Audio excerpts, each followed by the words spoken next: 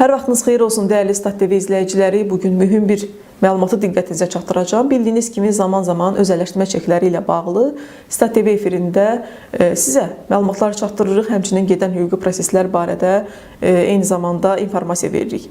Dəyərli izləyicilər, daha bir bu haqda məlumatımız olacaq. Çünki bir hüquqi süreç başlayıb və məhkəmə prosesi keçirildi bildiyiniz kimi.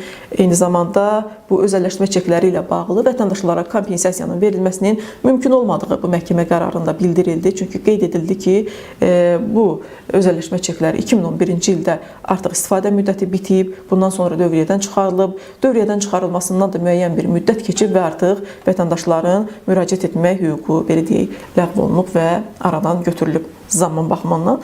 Və qeyd edək ki, dəyərli izləyicilər, hüquqşünaslar araşdırdılar və bəlli oldu ki, hələ bu özəlləşmə çekləri dövriyyədən çıxarılmayıb. Qanuni aktlar yoxdur bu barədə. Çünki bu dövlət özəlləşdirmə çekləri qiymətli kağızlardır və qanunla dövriyyədən çıxarılmalıdır, mediada dərc olunmalıdır. Bütün bunlarla bağlı yenidən dövlət qurumlarına sorğular göndərilib. Həmin gələn cavabları mən sizin diqqətinizə çatdıracağım.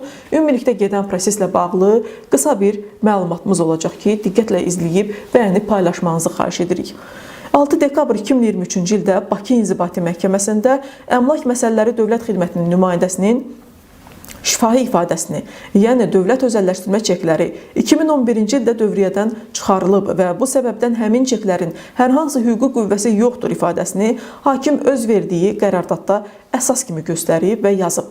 İnzibati icraat haqqında Qanunun 67.11-ci maddəsi nəzərdə tutur ki, maraqlı şəxs 1 il ərzində kompensasiyanın ödənilməsini tələb edə bilər. Göründüyü kimi iddiaçılar kompensasiya tələbini irəli sürmək üçün qanunla müəyyən olunan iddia müddətini ötürüblər. 6 noyabr və 6 dekabr məhkəmələri zamanı vəkilin və vətəndaşların Əmlak Komitəsinin nümayəndəsinə ünvanlanmış suallara cavab verməkdən imtina etmişdir. Bildirmək istəyirik ki, məhkəmənin gedişi daxili video çəkilişlə həyata keçirilib və bu faktlar hamısı orada qeydə alınıb. Ayna qəzetinin nümayəndəsinin də iştirak etdiyi məhkəmə prosesində Əmlak Komitəsinin nümayəndəsinə çox sadə bir sual verildi. Əgər siz dediyiniz kimi özəlləşdirmə çekləri cənab prezidentin fərmanına uyğun şəkildə qanunvericiliklə dövriyyədən çıxarılıbsa, xahiş edirik deyərsiniz, hansı qanunvericilik aktı ilə dövriyyədən çıxarılıb? Çünki qiymətli kağızları 2010-2016-cı ildə dövriyyədən çıxarılması Azərbaycan Respublikasının prezidenti yanında qiymətli kağızlar üzrə Dövlət Komitəsinə aid olub. Sonradan bu səlahiyyət dəyərli izləyicilər qanunla Azərbaycan Respublikasının Maliyyə Bazarlarına Nəzarət Palatasına verildi. Və həmin dövrdə 2017-ci ildə vətəndaşların, həmin bu özəlləşdirmə çeklərini saxlayan vətəndaşların Maliyyə Bazarlarına Nəzarət Palatasına bir sorğusu olub və sorğuya cavab olaraq 2017-ci ilin 27 iyul tarixində görək bu qurumdan hansı cavab verilib. Dövlət özəlləşdirmə çeklərinin paylarının dövriyyədən çıxarılması qaydaları barədə sorğunuza Azərbaycan Respublikasının Maliyyə Bazarlarına Nəzarət Palatasında baxılıb. Nəzərinizə çatdırırıq ki, Azərbaycan Respublikası Prezidentinin 2014-cü il 11 iyun tarixli 75 nömrəli fərmanının 1.1-ci bəndinə əsasən dövriyyədə olan özəlləşdirmə paylarının dövlət əmlakının özəlləşdirilməsi zamanı tədiyyə vasitəsi kimi istifadə müddəti 2011-ci ilin yanvar ayının 1-nədəkdir. Fərmanın 1.2-ci bəndinə əsasən 1.1-ci bənddə göstərilən müddətə qədər dövlət əmlakının özəlləşdirilməsi zamanı tədiyyə vasitəsi kimi istifadə edilməyən özəlləşdirmə payları qanunvericiliklə müəyyən edilmiş qaydada dövriyyədən çıxarılır. Bildiririk ki, dövlət özəlləşdirmə paylarının, yəni özəlləşdirmə çeklərinin dövriyyədən çıxarılması prosedurlarını əks etdirən qaydalar müəyyən edilməyib. Yəni, qanuna uyğun şəkildə, dəyərli izləyicilər, bu özəlləşdirmə çekləri dövriyyədən çıxarılmayıb. Bax, bunu 2017-ci ildə Maliyyə Bazarlarına Nəzarət Palatası deyir. Və qeyd etməliyik ki, həmin dövlət orqanlarının verdiyi rəsmi sənədlərdə Prezidentin fərmanına uyğun olaraq özəlləşdirmə çeklərinin dövriyyədən çıxarılmasını tənzimləyən qanunvericilik aktının hələ hazırlanmadığı üçün gələcəkdə özəlləşdirmə çeklərinin dövriyyədən çıxarılacağı yazılmışdı.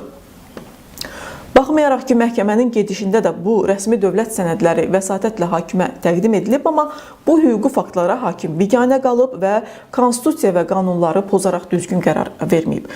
Biz Statinfo saytı olaraq bir çox mətbuat nümayəndələri, eyni zamanda Ayna Az saytı Vətəndaş müraciətlərini nəzərə alaraq həm Mərkəzi Banka, həm Ədliyyə Nazirliyinə sorğular göndərdik və doğrudan da özəlləşdirmə çekləri dövriyyədən çıxarılmış olsaydı, mütləq şəkildə bununla bağlı adını çəkdiyim dövlət qurumlarında aktlar olmalı idi. Həmin aktlar varmı sizdə deyə sorğu göndərdik. Ədliyyə Nazirliyindən aldığımız cavab bizi xeyli təəccübləndirdi. Həmin cavabı olduğu kimi sizə oxuyuram. Sorğunuza cavab olaraq bildiririk ki, Azərbaycan Respublikasında dövriyyəyə buraxılmış dövlət özəlləşdirmə çeklərindən istifadənin müddətinin uzadılması haqqında Prezidentin 2004-cü il 11 iyun tarixli 75 nömrəli fərmanının 1.2-ci bəndində qeyd edilən dövlət əmlakının özəlləşdirilməsi zamanı tədiyyə vasitəsi kimi istifadə edilməyən özəlləşdirmə paylarının dövriyyədən çıxarılması qaydaları hüquqi aktları dövlət reyestrində mövcud deyil. Və bu cavab bir çox mətbuat agentliyindən, o cümlədən bizə rəsmi qaydada göndərilib və dəyərli izləyicilər, qeyd edək ki, bütün bunların özü də hüquqi qaydada, rəsmi qaydada bu vətəndaşlara verilmiş özəlləşdirmə çeklərinin dövriyyədən rəsmi şəkildə çıxarılmadığını göstərir. Verilişimizin elə bu məqamında sizdən xahiş edərdim ki, bu videonu bəyənib paylaşmağı unutmayın. Dəyərli izləyicilər, daha geniş auditoriyaya videomuz çata bilsin və bu hüquqi məqamlarla bağlı əllərində çekləri olan vətəndaşlar da maariflənə bilsinlər. Göründüyü kimi qanunla özəlləşdirmə çekləri dövriyyədən çıxarılmayıb. Bu səbəbdən də kompensasiya müddətini keçməyib. Hansı ki, məhkəmə qərarında deyildiyi kimi həmin o müəyyən edilmiş kompensasiya müddəti var və məhkəmədə qeyd olunurdu ki, bu müddət artıq keçilib. Ona görə də vətəndaşların hər hansı kompensasiya tələb eləmək hüququ yoxdur. Amma bu müddət gördüyünüz kimi keçilməyib. Çünki həmin çeklərin dövriyyədən çıxarılması sənədləri yoxdur dövlət qurumlarında.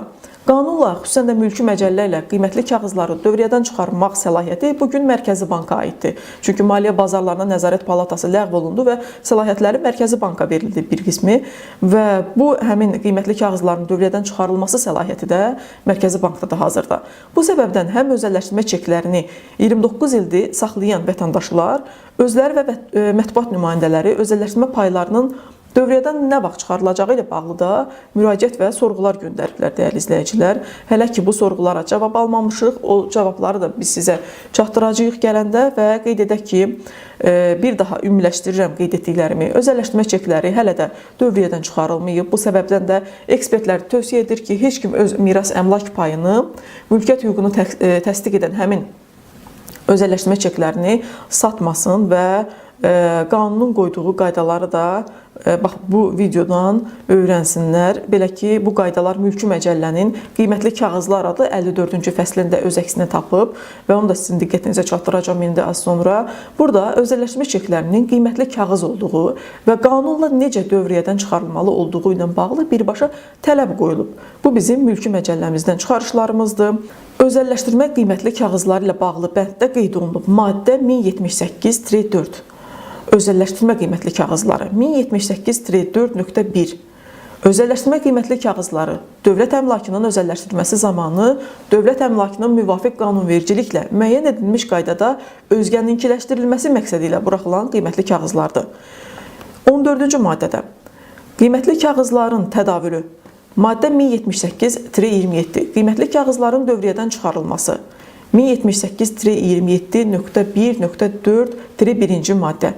Tədavül müddəti bitdikdən sonra qiymətli kağızlar ödənildikdə, qiymətli kağızların dövriyyədən çıxarılması haqqında məlumat ödəniş nəticəsində tədavüldən çıxarılması istisna olmaqla Azərbaycan Respublikasının Mərkəzi Bankı tərəfindən qiymətli kağızların dövlət reyestrində müvafiq qeydlər edildiyi gündən 7 iş günü müddətində rəsmi mediada dərc olunmalıdır. Qiymətli kağızların dövriyyədən çıxarılması bu barədə müvafiq məlumat dərc edildikdən sonra həyata keçirilir. Qiymətli kağızların dövriyyədən çıxarılması qaydaları Azərbaycan Respublikasının Mərkəzi Bankı tərəfindən müəyyən edilir. Burada isə qeyd etməliyik ki, dəyərli izləyicilər, bugünə qədər rəsmi dövlət orqanı tərəfindən mətbuatda özəlləşdirmə çeklərinin dövriyyədən çıxarılması barədə bir rəsmi məlumat verilməyib və özəlləşmə çekləri Ulu Öndər Heydər Əliyev tərəfindən qanunla verilib və qanunla qiymətli kağız kimi dövriyyəyə buraxılıb. Qanunla deyil, fərmanla dövriyyədə tədavül və tədiyyə vasitəsi kimi istifadəsi dayandırılmasına baxmayaraq, bu çeklər dövriyyədə olan qiymətli kağızlardır hazırda. Yəni bunu ekspertlər bunu satmamağınızı tövsiyə edirlər. Bunun altını çizirik və qanunlara uyğun olaraq ya inflyasiyadan qorunan maddi ekvivalent dəyəri manatla qoyularaq kompensasiya edilərək dövriyyədən çıxarılmalıdır, ya da yeni özəlləşdirmə qanunu ilə dövriyyədə tədavül və tədiyyə vasitəsi kimi böyük özəlləşdirmə prosesində istifadə olunmalıdır. O səbəbdən dəyərli izləyicilər, əgər bu məlumat, bu material diqqətinizi çəkdisə, bir daha xahiş edirik ki, bəyəni paylaşmağı unutmayın, daha geniş auditoriya bizi izləyə bilsin. Sağ olun, salamat qalın.